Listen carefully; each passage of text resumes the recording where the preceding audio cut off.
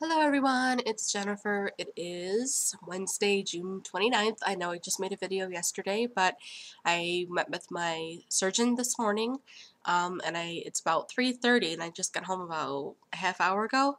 So it was a very long appointment, but it was a very good appointment. And I'm very excited about the stuff I'm about to tell you. Okay, so I love my surgeon. Love him, love him, love him. He's so positive. He encouraged me, said lots of things like, I know you can do it, and it's not going to be easy, but you can do it, and um, this is not the easy way out, and it's just very simple what you have to do, changing your eating habits and exercising every day, but if this is what you want, this is what you have to do, and I have committed to it myself, and so he was really, really supportive. I really, really liked him a lot. And before he left, he shook my hand and he said, let's do this. Let's get you healthy. And so that really was a vast difference, a vast change from my first surgeon that I met, who, when he left, I was in tears, bawling for like 10 minutes because he had made me feel so horrible.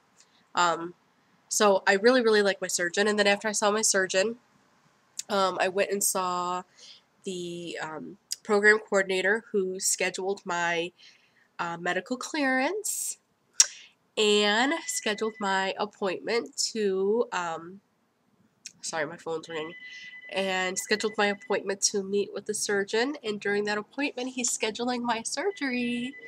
So I'm so excited. Okay, I get my medical clearance on the 17th, I believe, of August, um, which does seem kind of like a long way away, but um, okay, I'm getting ahead of myself. So it's the 17th of August, and then the 26th of August is when I meet with my surgeon again, and that's the day that he schedules my surgery. And so I asked them, like, how soon do you think it would take me to get an appointment to do surgery, blah, blah, blah, blah. And we're looking at October, people, for my surgery, mid to late October. Um, which is like awesome because it's right before the holidays. I don't eat holiday food anyway, so that's not even going to be a temptation of mine. But it will be really cool to be around my whole family. Hopefully, if I have it like mid-October, um, which will be actually, I was planning a trip. Noah and I, which is my ex, we were planning a trip to Colorado the first week of October. So that would be really, really awesome to take that trip, come home, and have my surgery. So we're gonna, I'm just like so excited today. So, say I have the surgery in like mid to late October, by Christmas I should be down, maybe 30 pounds, maybe 40. Um, my camera's really out of focus. I have no idea what the deal is. Okay. Anyway, so that's so exciting. That's like, I'm so happy now because now it feels like I have a goal and I have purpose, like this whole thing has meant something. I do still have some stuff I have to do. Like I have to get the letter of medical necessity for my family doctor. I have to get my psych exam, my psych eval done, and I have to um, the exercise physiologist. But other than that, everything is like scheduled. Everything is on course to go. So oh my goodness, I can't even contain myself. I'm so excited. Okay, my weight loss goal before surgery is 10 pounds. It's not hard, right? I mean, I see the doctor August 26th, um, and by then I have to lose 10 pounds. So that literally gives me almost 8 weeks to lose 10 pounds. So that's like, on average, about a pound a week. Um, and with the restrictions that the reason why I like my surgeon so much, and the reason why I think this appointment was so crucial, was that after I saw the program coordinator and we scheduled all the next appointments, I saw the nutritionist, and she sat down with me one-on-one, and I told her about how I don't eat vegetables, I don't eat everything I eat is like fast food and processed foods, and what can I eat, and what can I not eat, and what should I cook, and how should I prepare it. And she was really, really cool and sat down with me for like a half hour, 45 minutes, and told me, eat 1,200 calories. My doctor said the same thing. He said you should be eating between 12 and 1,500 calories. He said 1,500, she said 12. So I'm going to go with 12, and then that way if I do go over a little bit, I won't completely beat myself up because I'm still kind of in the range. She said 1,200 calories a day. She said you want to have a carb, a protein, and a fat in every meal.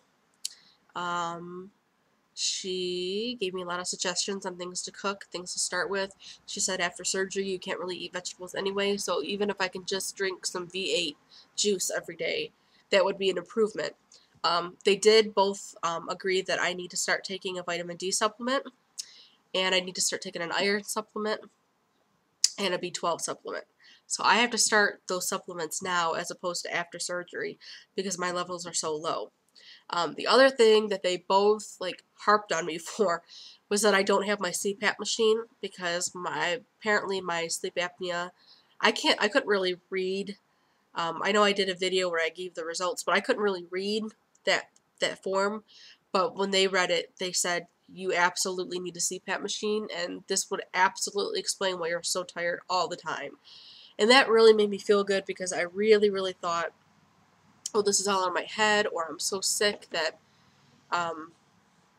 I can't even get out of bed.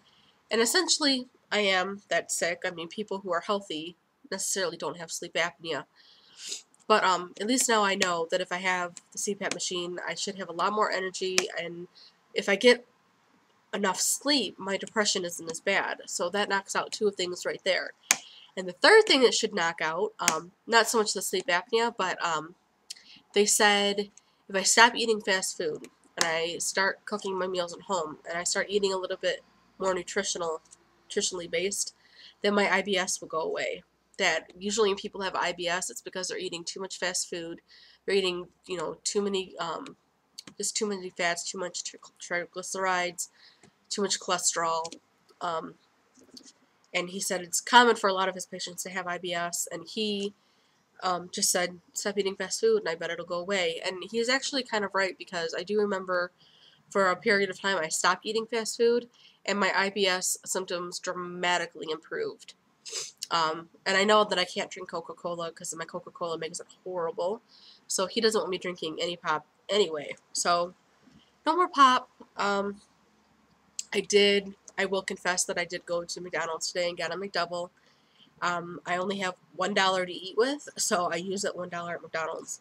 And I'm going to absolutely start and change my eating habits as of Friday, which is the 1st. So that seems like a good time to start, and Friday I get paid, so it all works out. The other thing that I wanted to mention, and I just blanked out and completely forgot. Oh, the HMR diet. I have a friend on here named Eric who is Not So Plump on YouTube, and that's his YouTube handle, and he just had surgery 1 week ago today, so he should be doing his update. I'm really excited to hear what his update is. But he did the HMR diet prior to his surgery and lost 30 pounds in 31 days. So I asked my surgeon about it, and he said, obviously I wouldn't have as much weight to lose as somebody who was 4 or 5 or 600 pounds. And usually those are the people that they put on the HMR diet. He said that it's not something that he can prescribe for me. That basically all it is a protein shake diet. You just eat protein shake or drink protein shakes for lunch, dinner, breakfast. He said if I want to do that, he's not opposed to me doing that. He said I could go to the store and buy protein shakes. I could go online and buy protein shakes. He said there's nothing that he's going to necessarily prescribe for me. He just wants me to stay between 12 and 1,500 calories. And he said that he would prefer me not to do the protein shake diet just because he wants me to learn how to eat healthily, especially since I've always eaten fast food my whole life. But he said he's not opposed to me doing it. So I'm going to have to do some thinking about this, but I'm thinking it might not be that bad of an idea, even if I don't do it full on for the whole, 8 weeks. Maybe if I do it just like the last 4 weeks or the last 2 weeks, I think that it would help me, a great deal. So I'm definitely considering that. And he says he doesn't really care what kind of protein shakes I drink, just he's more concerned about the calorie intake. And then they did tell me, I need to, in that 1,200 calorie regimen that I'm supposed to be on every day, they want 80 grams of protein, of course, I'm going to forget, and I don't want to mislead anybody, and I don't want to give anybody any false information, so just give me one spare minute to look up what they told me, because I wrote everything down for me, because I knew for a fact that I would not remember all this crap, and of course I wouldn't. Okay, 80 grams of protein, 125 grams of carbs or less, 40 grams of fat, and 10 to 13 grams of fiber. And they want me to get my fiber from my food, not so much from, like, I have Benefiber that I used to mix in my soups and stuff, and they said don't use that because all that really does is give you, like, healthy bowel movements. It really doesn't help your health, doesn't affect your health. But with the fiber that you get from your food, it becomes a nutritional asset to your body. So they are different. They want you to try to get everything in your food. And the other thing is, I was asking her, like, well, should I do low fat this and low fat that when I go shopping? Should I do this? She told me it's okay to eat the white bread as long as I get the whole grain white bread, which I've been buying. She said I can continue eating the Polish ham, that was a good source of protein. She wants me to try some eggs. She gave me a couple recipes to use in my crock pot since I'm so lazy right now, and my schedule at work is so crazy. And the other thing she said that would be probably very helpful for a lot of you is, she said maybe so much, this is more for pre-op people than people who have already had the surgery, but she said to do your eating schedule in a 12-hour interval, which means if you get up at 6:30 in the morning, you can eat from 6:30 in the morning to 6:30 at night. And then you have to stay up for a couple hours past 6:30, so maybe to like 9, and then go to bed. And you don't eat anything past your 12 hours. So, for instance, if I get up at 10 in the morning, I can eat until 10 o'clock at night. I have to get my 1,200 calories in that 12 hours. After 10 o'clock at night, I am not allowed to eat anymore. I'm not allowed to consume any more calories. And then go to bed a couple hours later. So she said to keep it on a schedule like that, because then your body can get used to eating again. They were not happy with me that I was only eating once a day. But the point of all of this video, and I'm sorry, it's this great big binder I got to take to every stupid appointment I go to. It's very thick. The point of all this was to say I'm finally on the path to getting my surgery. I feel more optimistic today. I feel a lot better today. I really just needed to catch up on some sleep. I took a shower. I feel a lot better. And it looks like I'm surgery bound in October, and I'm like so happy about it. I'm gonna cry. Anyway, good luck to everybody. I know Sleeve D was supposed to have her surgery today. Oh, and that's the other thing, is I'm having gastric bypass, not the sleeve, but that's okay. Anyway, I will talk to you guys all later. Long video. Sorry about that. I will definitely talk to you guys soon. Good luck to everybody. Eric, hope you're doing great. I know you are. Sleeve D, good luck with your surgery. You're going to do fantastic. Just listen to everything they say. And to everybody else that's watching, and to my new subscribers, excuse me, thank you very much. And we will do this together. Thanks. Bye.